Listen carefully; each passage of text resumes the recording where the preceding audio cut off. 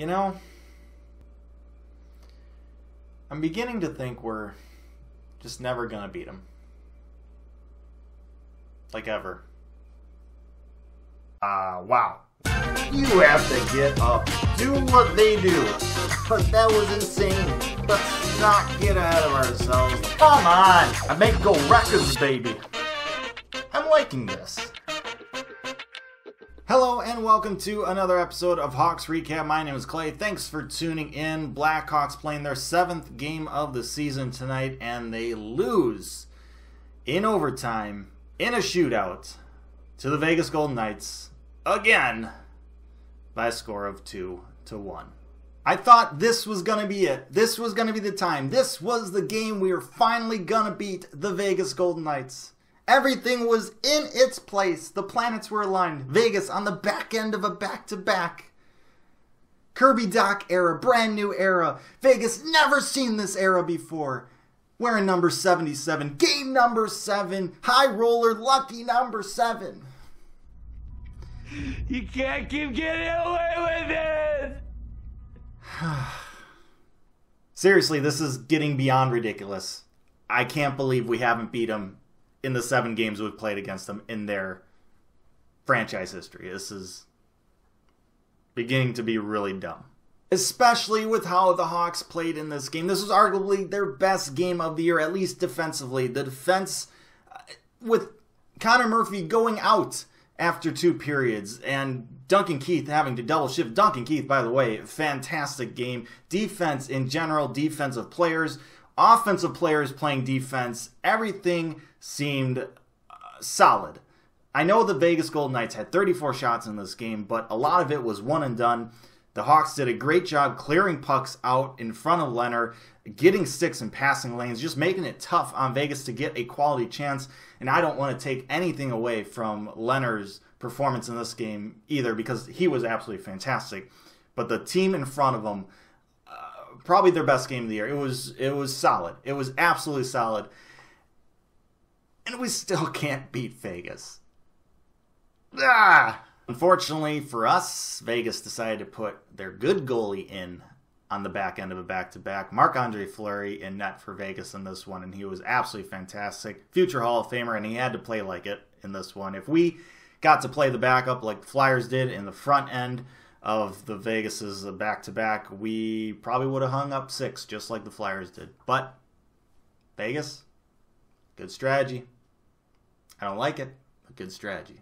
But enough about the goalies. Let's talk about a little kid named Kirby Dach. And he's really not that little. He's 6'4". He's a big 18-year-old kid.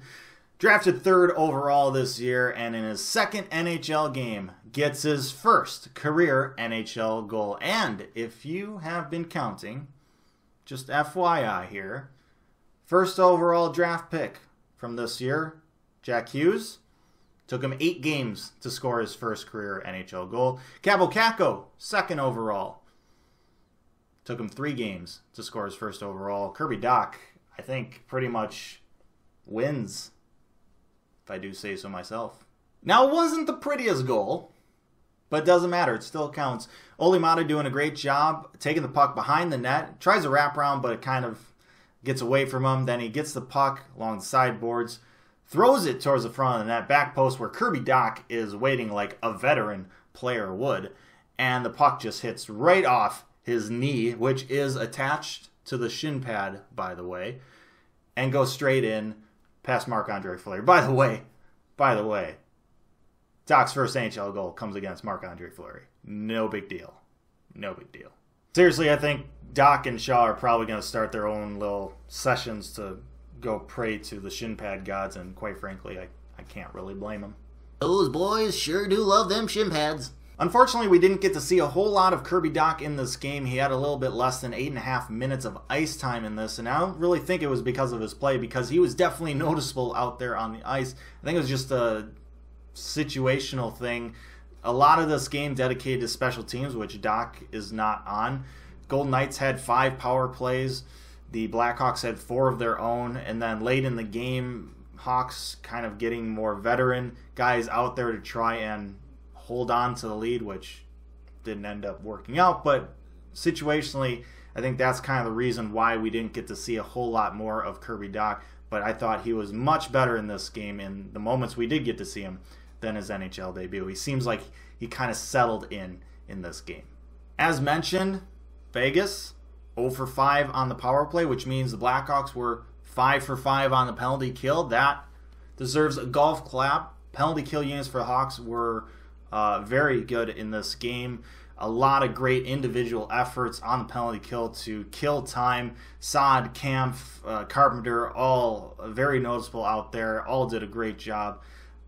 Penalty kill unit definitely did its job in this game. Definitely did what it could to help the Hawks win this game, or at least put them in a position to. Unfortunately, the Hawks power play went 0 for 4. They had some good looks. They did. It was kind of a mixed bag on the power play tonight. They had some really good looks, and then they kind of just looked not so good at times. But it would have been really nice to get one of those to go in. Second period, first period and second period, really, for the Hawks were solid periods. Second period, unfortunate, really unfortunate not to score another goal or two. Marc-Andre Fleury, as mentioned, was absolutely fantastic in this game. Made some huge saves in that second period to keep it a one-goal game and keep Vegas in it.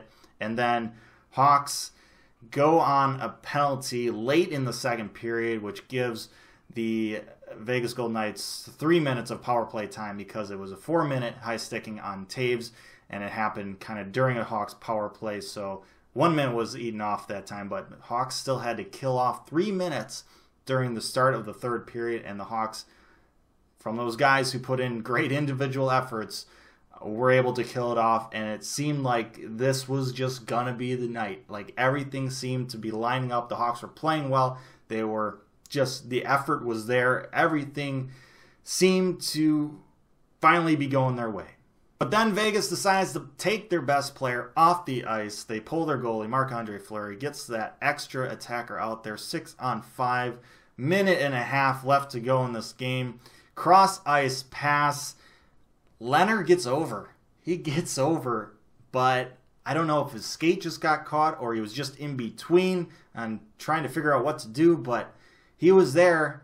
The shot wasn't really the greatest. Like, it didn't seem like Holden got all of it, but Leonard couldn't stop it. He couldn't close his leg pads. It goes 5-hole, and Vegas ties this up, and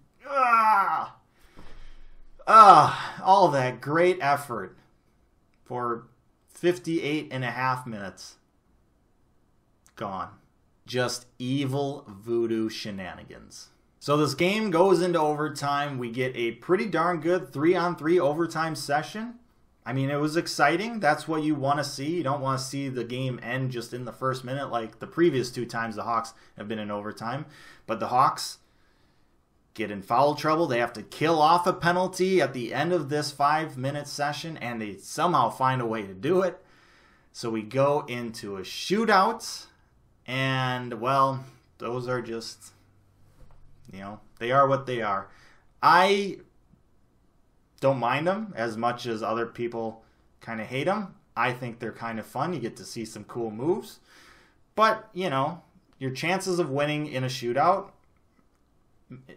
are the same as 3-on-3 overtime, but for some people it's just not as exciting. I don't know. I like it. But unfortunately, the Hawks come out on the wrong end of the shootout in this game and have to settle with a single point where it just seemed like 2 points were right there.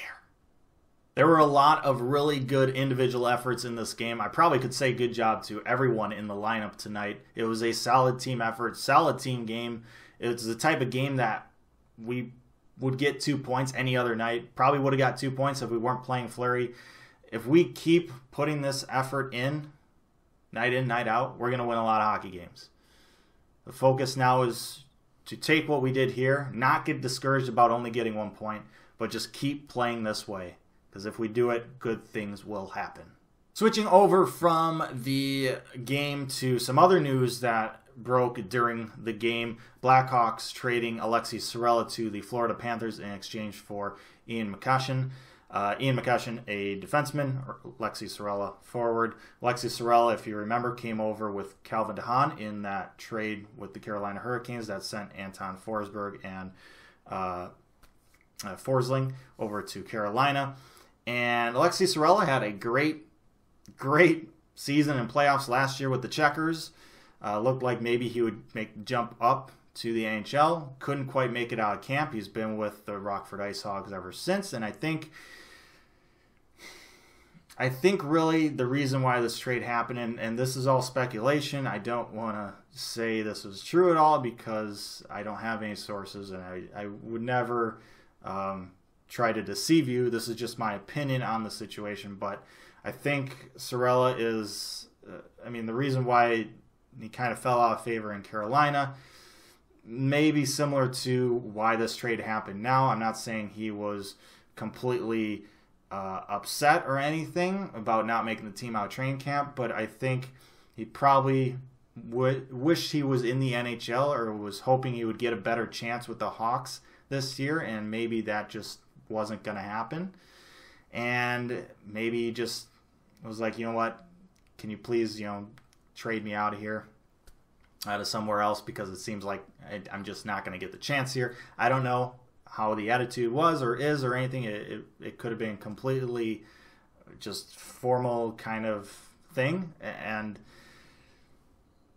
those things do happen. So this is an AHL deal. Sorella going to the Panthers.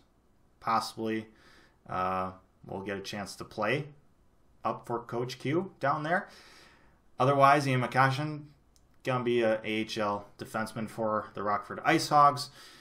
Possibly, I doubt it, but possibly may get the call up to the NHL if there are injuries on our back end. And speaking of injuries, Connor Murphy did get injured in this game. Don't quite know yet, or at least I don't know quite yet, how severe that injury is. Duncan Keith, fantastic job double shifting and taking kind of his place or assuming that extra role.